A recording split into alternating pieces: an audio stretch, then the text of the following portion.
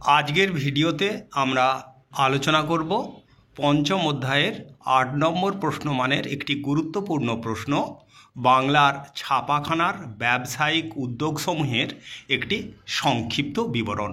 এটি মাধ্যমিক 2023-এ এসেছিল। 19 শতকে বাংলায় শিক্ষা বিস্তারের ফলে ছাপাখানার সংখ্যা বৃদ্ধি পায় এবং ছাপাখানা কেন্দ্রিক এই ব্যবসারও প্রসার ঘটে। অচিরেই ছাপাখানা কেন্দ্রিক কাজকর্ম একটি সমৃদ্ধ ব্যবসায় পরিণত হয়। গঙ্গাকিশোর ভট্টাচার্য বাংলা তথা ভারতের একজন প্রকাশক, মুদ্রক শিল্পবিদ, পুস্তক ব্যবসায়ী, সাংবাদিকতার পথপ্রদর্শক রূপে বাঙালি গঙ্গাকিশোর ভট্টাচার্যের ভূমিকা বিশেষভাবে স্মরণীয়। শ্রীরামপুর ব্যাপটিস্ট প্রেসের কম্পোজিটর রূপে কর্মজীবন শুরু করে পরবর্তীকালে কলকাতায় ফারিস অ্যান্ড কোম্পানির প্রেসে যোগ দেন। সম্পূর্ণ ব্যবসায়িক উদ্দেশ্যে 1818 খ্রিস্টাব্দে হরচন্দ্র রায়ের সাথে যৌথভাবে চোরবাগান স্ট্রিটে বাঙ্গাল গেজেটি নামে একটি প্রেস স্থাপন করেন। তিনি ছিলেন প্রথম বাঙালি।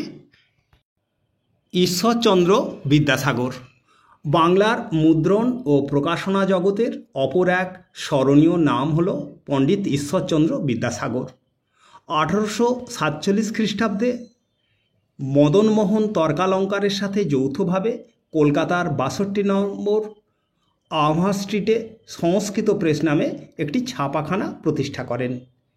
এই সময় অধিকাংশ ছাপাখানার একটি বড় সমস্যা ছিল ছাপা বই রাখার উপযুক্ত জায়গার অভাব। এই কারণেই বিদ্যাসাগর মহাশয় অন্যান্য লেখক ও প্রকাশকদের ভাড়ার বিনিময়ে বই রাখার জন্য কলেজ স্ট্রিট পাড়ায় সংস্কৃত প্রেস ডিপোজিটারি প্রতিষ্ঠা করেন। 1847 খ্রিস্টাব্দ থেকে শুরু করে বিদ্যাসাগর লেখক হিসাবে গ্রন্থ রচনা করা ছাড়াও প্রকাশনা ও বইয়ের আড়তদারের কাজ করেছিলেন অনেক দিন। 1855 খ্রিস্টাব্দে বৃদ্ধ বয়সে তিনি 25 নম্বর সুকিয়া স্ট্রিটে তার নতুন বইয়ের দোকান কলিকাতা পুস্তকালয় স্থাপন করেন। ছাপাখানার সফল ব্যবসায়িক উদ্যোগের জন্য বিদ্যাসাগরকে বিদ্যা বণিক বলা হয়। উপেন্দ্রকিশোর রায়চৌধুরী বাংলার মুদ্রণ শিল্পের উন্নয়নে অপর এক বাঙালি উপেন্দ্রকিশোর রায়চৌধুরী চিরস্মরণীয় হয়ে আছেন। বিদেশ থেকে উন্নত মুদ্রণ যন্ত্র এনে 1895 খ্রিস্টাব্দে তিনি ইউ রায় অ্যান্ড সান নামে একটি ছাপাখানা স্থাপন করেন, যা তাঁর পুত্র সুকুমার রায়ের হাত ধরে ভারতবর্ষ ও বিশ্বের অন্যতম শ্রেষ্ঠ ছাপাখানায় পরিণত হয়। তিনি ছিলেন হাফটন ব্লক পদ্ধতির উদ্ভাবক। তিনি প্রথম এশিয়াবাসী হিসেবে রঙিন ছাপার জন্য দেশীয় পদ্ধতিতে যেমন ডায়াফ্রাম যন্ত্র, ডুওটাইপ, স্ক্রিন প্রসেস ইত্যাদি আবিষ্কার করেন। এগুলি মুদ্রণ ব্যবসার অভূতপূর্ব উন্নতি ঘটায়। তাঁর ছাপাখানা থেকে গুপিগাইন বাঘাবাইন, ছেলেদের মহাভারত, টুনটুনির বই, সন্দেশ পত্রিকা প্রভৃতি প্রকাশিত হয়।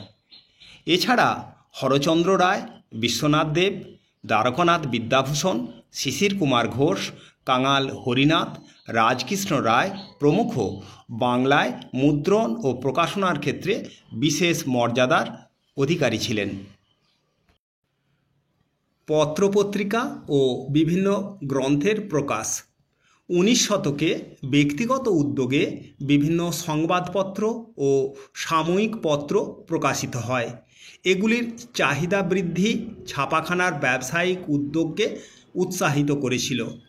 আবার এ সময় পাঠ্যপুস্তক ছাড়াও বিভিন্ন ধর্মগ্রন্থ, অনুবাদ গ্রন্থ, ভ্রমণ কাহিনী, চিকিৎসাশাস্ত্র, নাটক, কবিতা প্রভৃতির চাহিদা বৃদ্ধি ছাপাখানার ব্যবসাকে উৎসাহিত করেছিল। অন্যান্য মুদ্রণ ইংরেজ সাম্রাজ্যের বিস্তারের সঙ্গে সঙ্গে অফিস আদালতেরও সংখ্যা বৃদ্ধি পায়, আর এই সমস্ত প্রতিষ্ঠানের বিভিন্ন বিজ্ঞপ্তি, বিল, সার্কুলার ইত্যাদির কাগজপত্র মুদ্রণের জন্য ছাপাখানার ব্যবসায়িক উদ্যোগও বৃদ্ধি পায়। এ সময় বাংলার বহু কবি, সাহিত্যিক, বুদ্ধিজীবী বই ছাপা ব্যবসা বা মুদ্রণ শিল্পকে পেশারূপে গ্রহণ করায় ছাপাখানা কেন্দ্রিক ব্যবসার প্রসার ঘটে। এই ব্যবসার ক্রমাগত বৃদ্ধির ফলে ছাপাখানা শিল্পের সঙ্গে যুক্ত যেমন কাগজ, বই বাঁধাই, বই বিক্রি প্রভৃতি পেশারও প্রসার ঘটে। উপসংহার: এইভাবে ছাপাখানার চাহিদা বৃদ্ধির সাথে সাথে ছাপাখানার সংখ্যাও বৃদ্ধি পায় এবং সার্বিকভাবে ছাপাখানার ব্যবসায়িক উদ্যোগ বাংলার অর্থনীতির ওপর এক গুরুত্বপূর্ণ প্রভাব ফেলে।